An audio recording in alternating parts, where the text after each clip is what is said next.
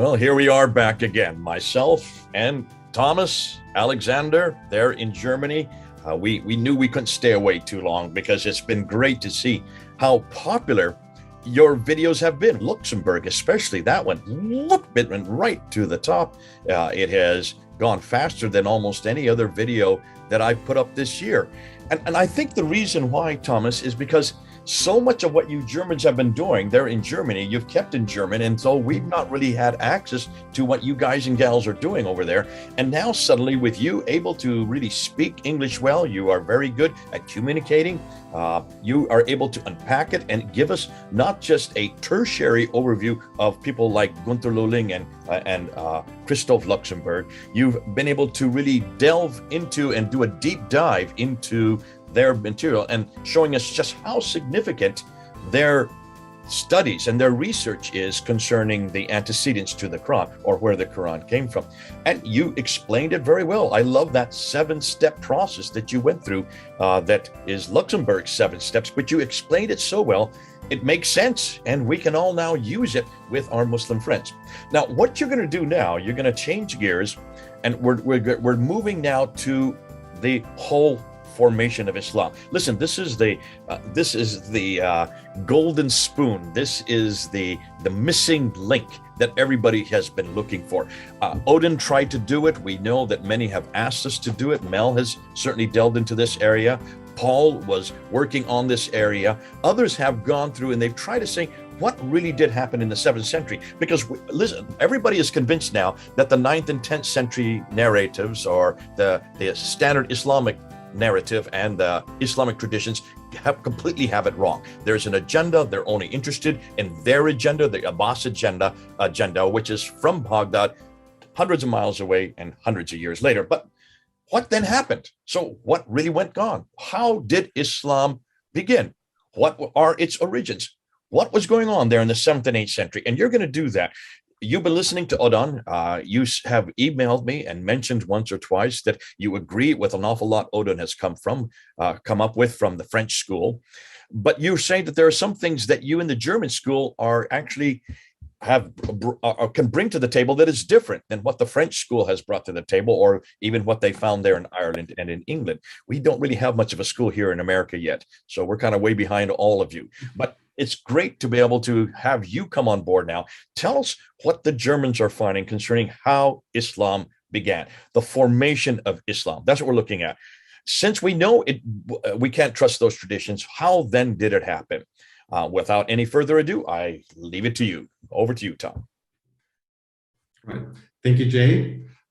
What I want to show you today is a broad brush, basically looking at the history of the Near East, going back actually much further than the origins of Islam, just to paint a picture of what's the tapestry on which this religion evolves, more or less. And we all know that there are indeed many issues. For once, we know the story about the 4 righteous caliphs and how they conquered Syria and Palestine and Egypt and Persia.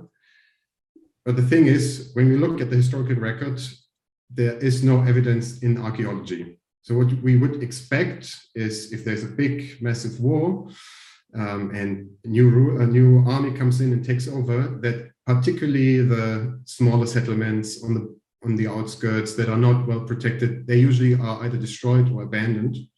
Because if you're coming with a large army of, say, 50,000 or whatever, then all these people need to eat.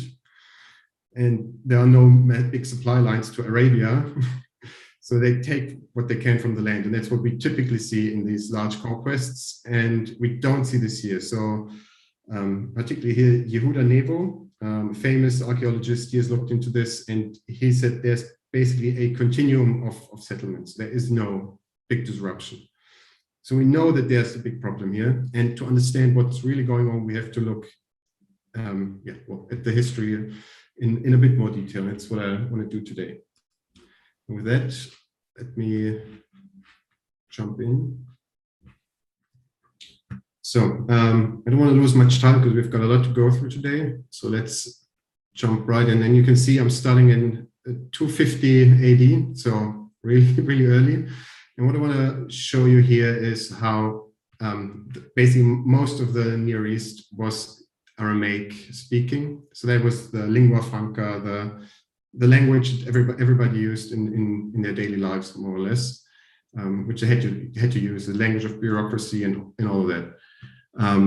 Well, next to Greek, actually, at least in the western part, but we'll get to that here. So what we can see is that while this is sort of one population, it's not perfectly homogeneous. They are very similar, but because the western part is occupied by Rome and the eastern part by Persia, we can see those influences in the west and in the east as well.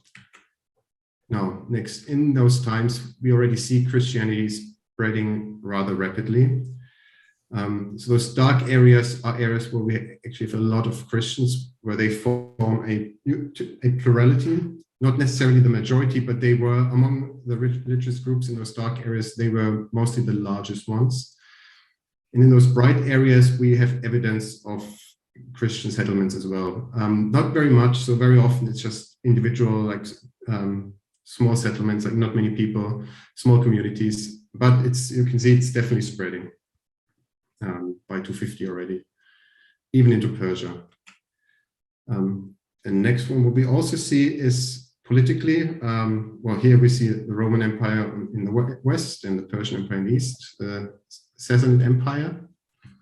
I think last time I already mentioned that there were lots of deportations going on, and indeed well, it didn't start in 250, but that's when it really took off, because Shapur I, who was king of Persia, he had a massive war with the Roman Empire, and he deported hundreds of thousands of people, which back in those days, if you think about like how comparatively small the world population was, is huge.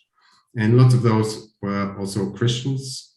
As we can see, those were like the most Christianized areas where he deported people from.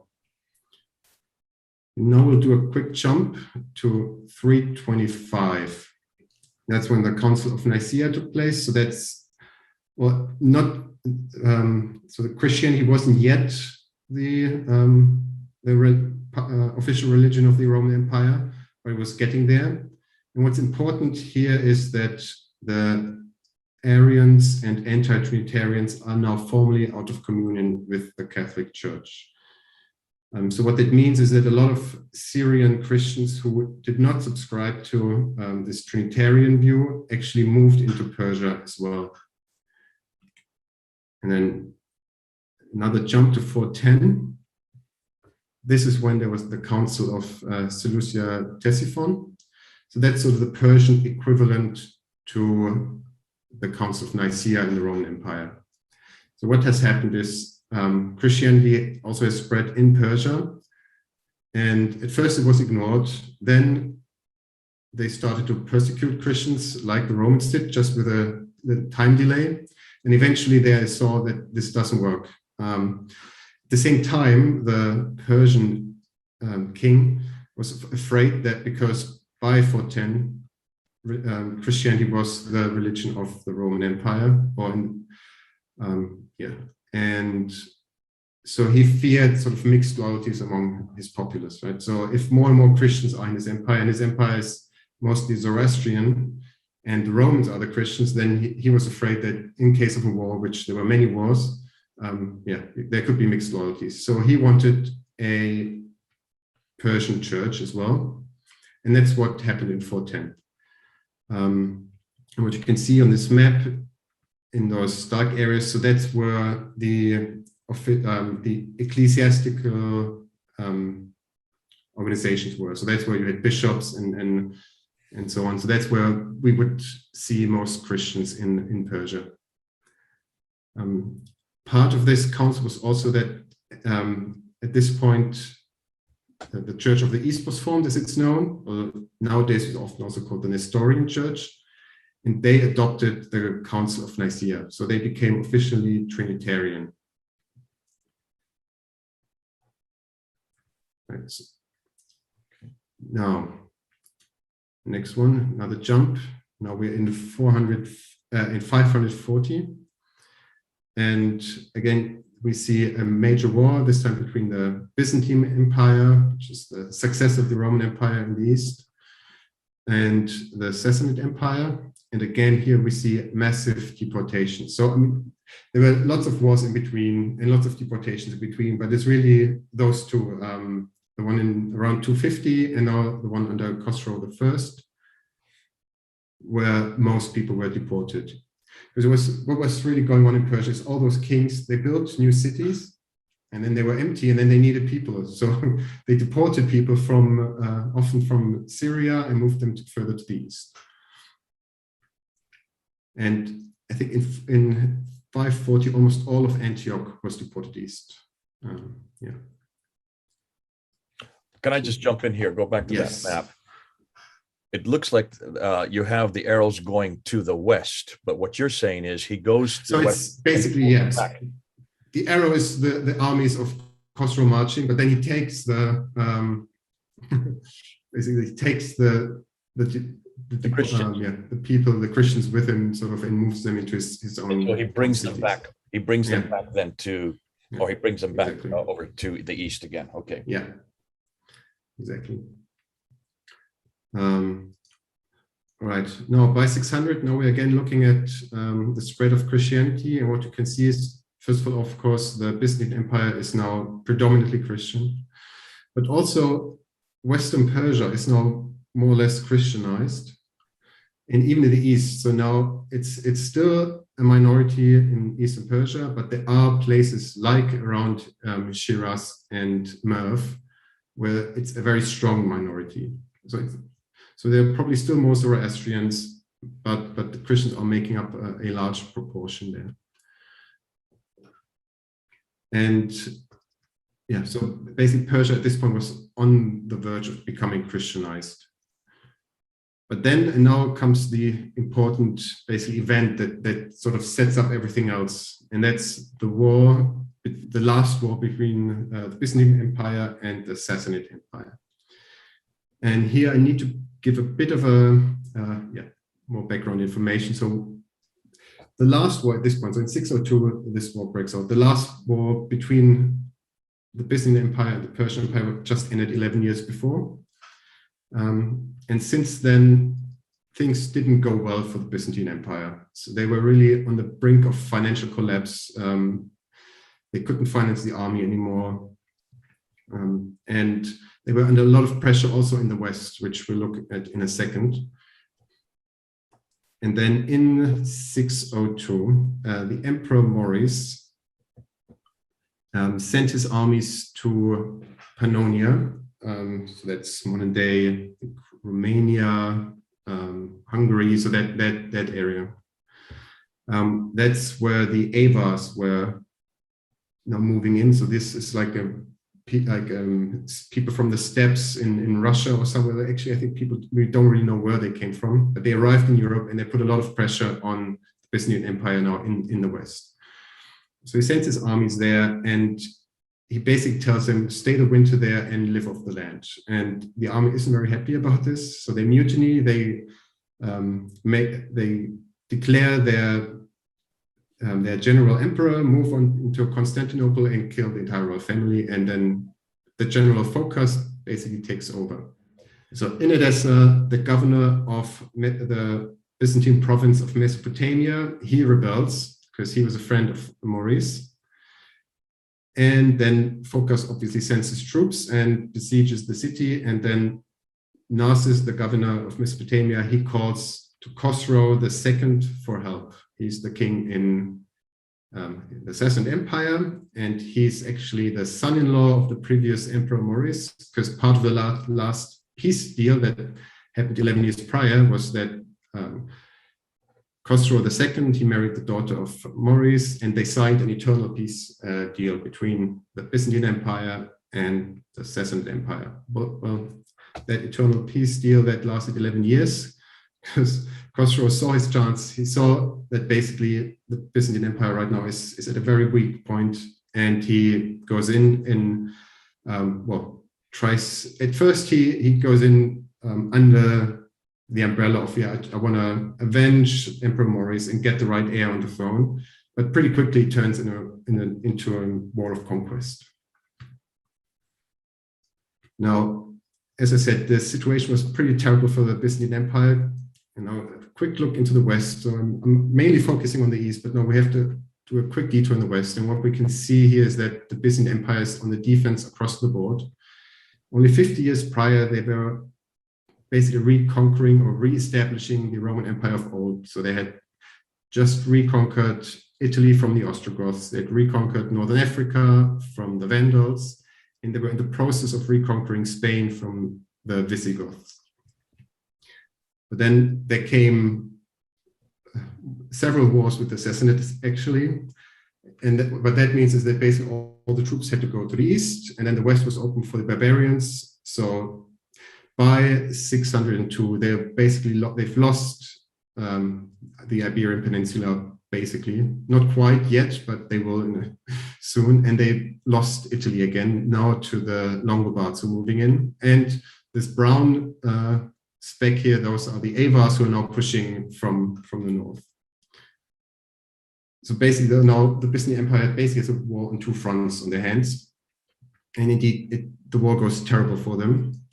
So I'm going to do a quick jump to 621. And as you can see, it doesn't look very good for the Byzantines. So basically the Persians win every single battle they're in.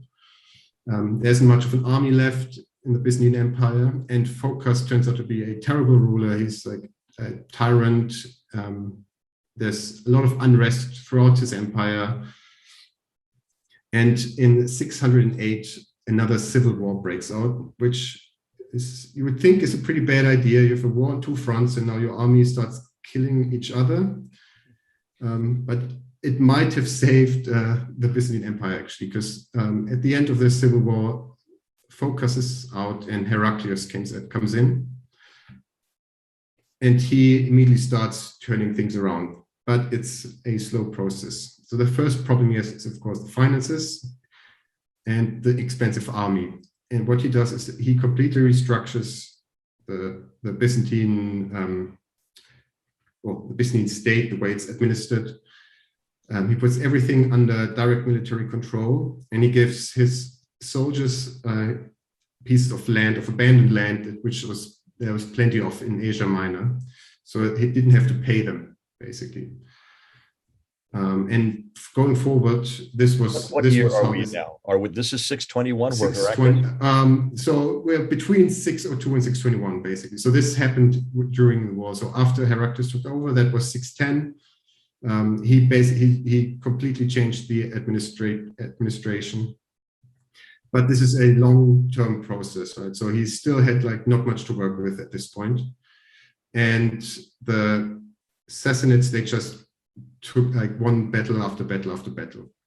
So in 613, they conquer Syria. In 614, Khosrow II takes Jerusalem. He destroys the Church of the Holy Sepulchre, and he steals the True Cross, which was a major blow for Christianity at that time.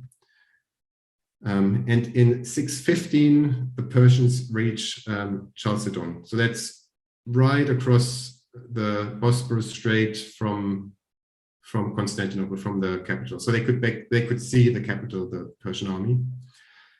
It's still, I think it's half a mile across, so they couldn't actually get across because the Byzantines still had the best navy, but they were right there. And at this point, it is actually, or we are told that Heraclius tried to capitulate, and he was supposedly willing to turn the Byzantine Empire into a client kingdom of the Sassanids. Some historians think that's probably not what he wanted anyway. So maybe he wanted to stall for time, maybe start some negotiations that would go nowhere. We don't know, but it seems like he actually offered this to Khosrow II, but Khosrow refused. So he thinks everything is going so well for me, I'll just take the Byzantine Empire outright. I don't want a client kingdom here. In 618, Heraclius actually plans to abandon Constantinople and thereby abandon basically the east completely to the Sassanids, and he wants to move the capital to Carthage. Again, we're not sure if he really wanted this or if this was like a clever scheme to deal with interior politics. the outcome is that there are massive protests, and especially the church doesn't want Constantinople to be abandoned, because Constantinople was sort of the center of Christianity, of the Greek Christianity at that time. So they come to an agreement, and the church agrees to pay for the war effort from now on. So he stays in Constantinople. Now money is no longer an issue for him, and also his reforms start to take effect. However, still in 619, Khosrow conquers Alexandria, and by 621 he has control over all of Egypt. And so that's sort of the map we see here. But then something surprising happened. And that's in 622, the very next year, Heraclius has a major military victory, actually the first one in this entire war for the Byzantines. And what he does, so he now has his new army, his reforms start to work, he built up a new army, he has the money from the church. His army is still nowhere near as large as the Sassanid one, but they are spread out. They are occupying all those regions like Egypt, Palestine, Syria, and so on. So their main force is now roughly equal in size as Heraclius' new army. And what he does is he moves out of Constantinople right around Easter, right after Easter, actually, after Easter celebrations, at the helm of his army. So it's also something that didn't happen anymore, actually, that an emperor would go out leading an army. That was a thing of the past, but he did it, and he didn't actually confront the Persian army that was in Asia Minor. He just walked straight past them towards Persia, actually towards Armenia, because Armenia sort of was the gate to Persia. The Persian army eventually realizes it, and they scramble to follow him. And then in Armenia, there's this major battle, which is really interesting, but I can't go into this in detail because it doesn't really matter for our story here. End result is, anyway, Heraclius totally obliterates the main Persian army. And so for the first time, the Byzantines have a big victory. So this happened in 622, and that's really an important date, because what happens next is that Khosrow withdraws his Persian troops from the occupied lands, because he needs to build up a new army. So he recruits new people in Persia, but he also withdraws the Persian troops from Syria and so on. However, when he conquered those regions, he also used Arab auxiliaries. So these are sort of troops that are not integrated into the main army, but fight side by side. That's something that both sides did. So the Romans, you had auxiliaries from all over the place, or the Byzantines in their case. They both used Arab auxiliaries. But the Arab auxiliaries that came to the Persians, they stayed. So they said, well, we have a nice gig going here, right? They took over some land. They just stayed back.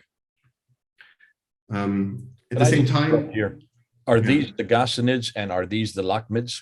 So the Ghassanids were already there. So they were auxiliaries of the Byzantines. The Ghassanids have been sort of a client kingdom for centuries for the Byzantines. The Lakhmids, they come from Persia. Yeah, so they came into this area through this war, and then they stayed there. And I think they mainly stayed in Egypt, if I'm not mistaken. So they came into Egypt and then stayed there. Yeah. Exactly. And the Byzantines, however, they were in no shape to occupy those lands again. Right? So they had just had their army. It was successful, but if they would spread it out again, it would be easy pickings for the Persians to reconquer. So what they did instead is the old tried and tested method of introducing client states. And that's what we're going to look at in the next map, sort of. So that's something that the Romans and the Byzantines have long done. So the Ghassanids, for instance, they used to be a client kingdom. It was dissolved shortly before this war, but for centuries they were a client of the Byzantines. You have Armenia, which used to be a client kingdom. And what that means is, as a client, you basically recognize the superiority of the emperor. If the emperor calls for arms, you have to supply some troops. and you have to be open for trade. But other than that, you are completely autonomous. And that's basically what happens now everywhere in the former Byzantine areas here. So Palestine, Syria, Egypt, those all become small client kingdoms ruled by Arab tribes, because they are now the biggest military force in those regions. Thereby, the Byzantines, they still get access to all the trade. They can call up troops from there, but they don't have to defend those lands, because this is now something that the Arabs would do. So they can keep their army in one powerful group.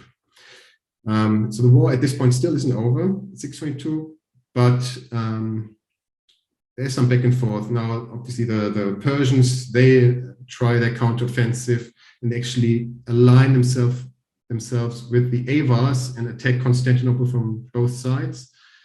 But in the end, they are beaten, completely destroyed, their armies.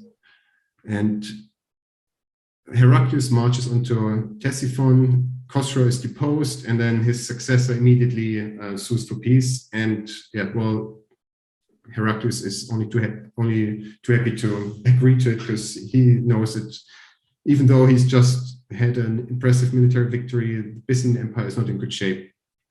So yeah, he wants peace as quickly as he can. And what they agree on basically is on the borders as they were before the war. However, as we just said, the Byzantines, they didn't reoccupy those regions. Instead, they created client kingdoms. All right, now we'll do another jump to 641, and that's the year Heraclius dies. And what we see is that the Arab client kings, or client rulers, start to mint their own coins. And that's a sure sign that they don't respect the central authority anymore, right? Because minting coins is a royal prerogative. That's the sign that you are the ruler of these lands. So we know that at this point, they sort of break away from the Byzantine Empire. So it seems like they feel like they have a personal relationship with the Emperor Heraclius, and once he's dead, and particularly once his family is out of the, or his dynasty doesn't exist anymore, they seem to break completely with the Byzantine Empire and just do their own thing, more or less. But they are still not united. They're still individual tribes ruling over those lands. And in 651, the Persian Empire also falls. And what precedes this fall is, first, we have a civil war right after the war with the Byzantines, which lasts, I think, 4 years. And in those 4 years, we have 10 or 12 different kings. So it's a crazy time. And then typically that's when the standard Islamic narrative tells us that the Muslim conquest starts. But again, what we see on the ground is there's no evidence of a Muslim conquest. Instead, what we see is that the civil war, it doesn't really end, it just changes form. So before the civil war was a war about the crown. So different factions had different kings that they wanted to get on the throne. By 634, I think 634, yeah, that's over. We have a king and he's undisputed. But what happens then is again we see local Persian rulers start minting their own coins, which tells us that the central authority is breaking down. And we see alliances forming and like between those local Persian rulers. Because one thing we need to know is Persia had basically two large, well, it's a multi-ethnic state, but the two largest ethnic groups are the Parthians, who basically were the rulers before the Sassanids, and the Sassanids are Persians, right? So we have the Parthians and the Persians, and they holding together is what made the Sassanid Empire so successful. And they seem to break up during this time, so they seem to now fight each other. Exactly, and then the last Persian king apparently also wasn't too good at forming alliances. He was instead very good at alienating friends. So what we see is this civil war going on, but now it's local rulers against the king, basically. So everybody against everybody. You know, since we come out of this war with the Byzantine Empire, where the Persian army was completely destroyed, and then we had this civil war for the crown. The military capacity is pretty depleted, particularly if you are a local ruler. You don't have much of an army to call upon. So what they did is they hired mercenaries, and those mercenaries are again mostly Arab tribes because they lived all over the place, also in Persia already.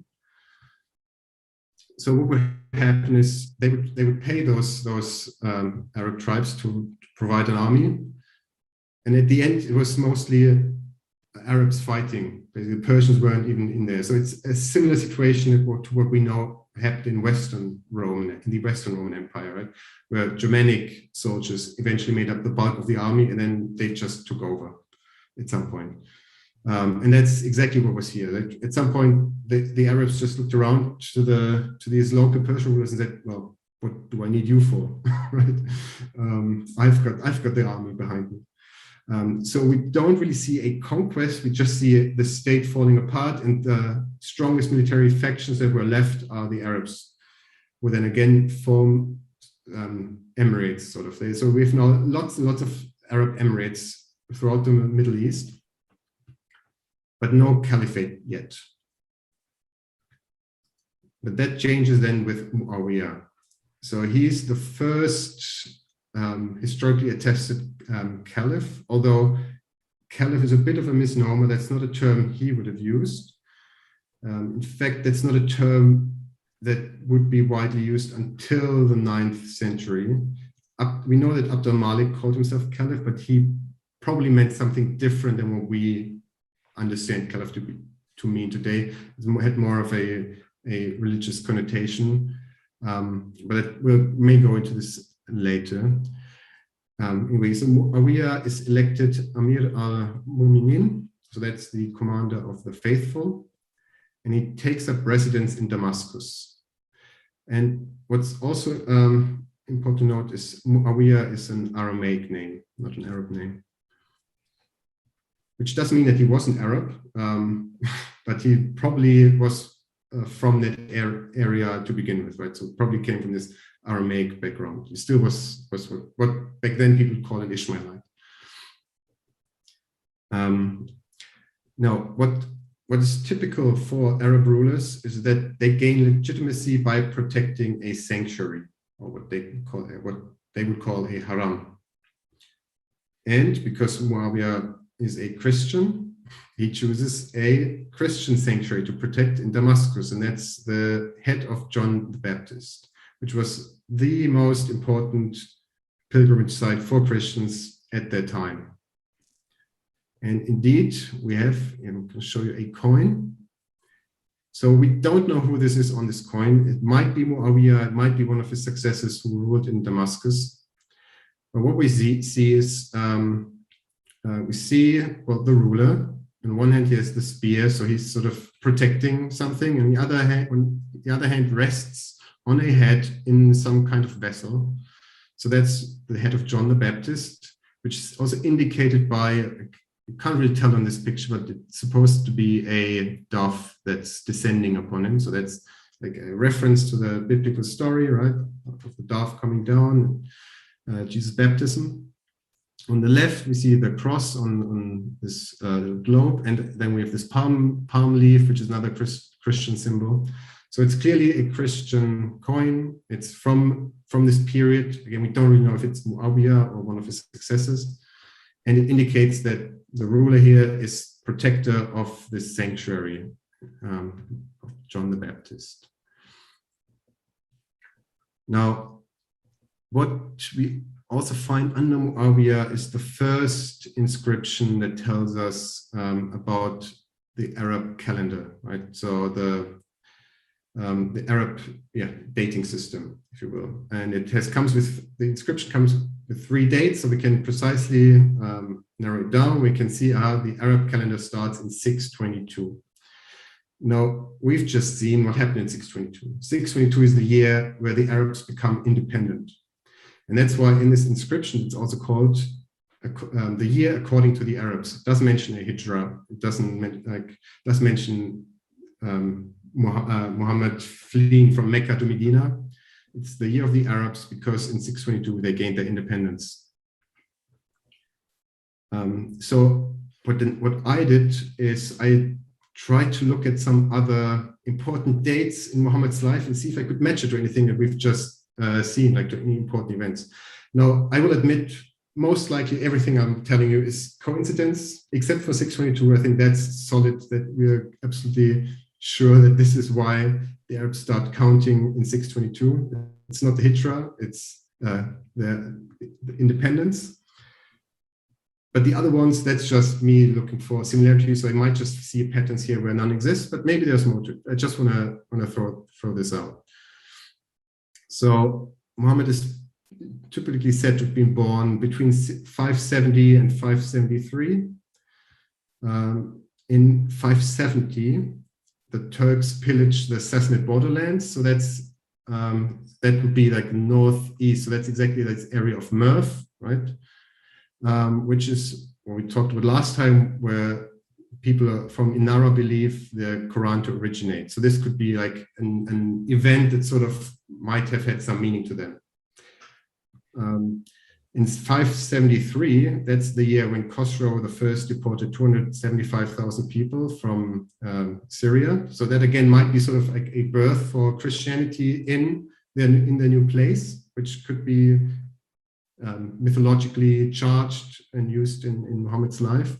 And also note that Khosrow I is called Pharaoh in the Quran, right? So he's the one they compare to the Pharaoh, and then the people who write the Quran, they compare themselves to the Jews in exile. In 579, Muhammad receives the first prophecy. That's when the Nestorian monk sees him and sees in him the prophet. And that's also the year where Khosrow I dies. So that could be significant. In 610, Muhammad's first revelation. That's also the year when the city of Edessa fell to the Sassanids. And what we need to know here is that this was not supposed to happen, basically. The Christians believed, for them, the city of Edessa was like one of the main Christian cities, and they believed that Jesus himself would come down and defend the city if need be. He didn't, and the city fell, so that could be sort of a revelatory moment. 619, that's in the tradition, like those are the darkest times, right? That's when there's this Meccan boycott on the followers and the companions of Muhammad, when everything looks dark. And it's also the darkest times in the war again between the Sassanids and the Byzantines. It looks like Christianity is done and the Zoroastrians take over, right? It's when they conquer Jerusalem, destroy the Church of the Sepulchre, and move into Alexandria. Then 622, we already saw that, beginning of the calendar.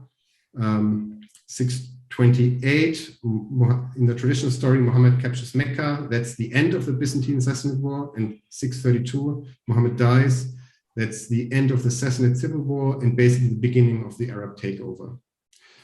So I'm not saying that there is necessarily a connection, except for 622, where I'm basically 99% sure there is. But I think it's interesting that that there are so many coincidences, if you will. Mm-hmm.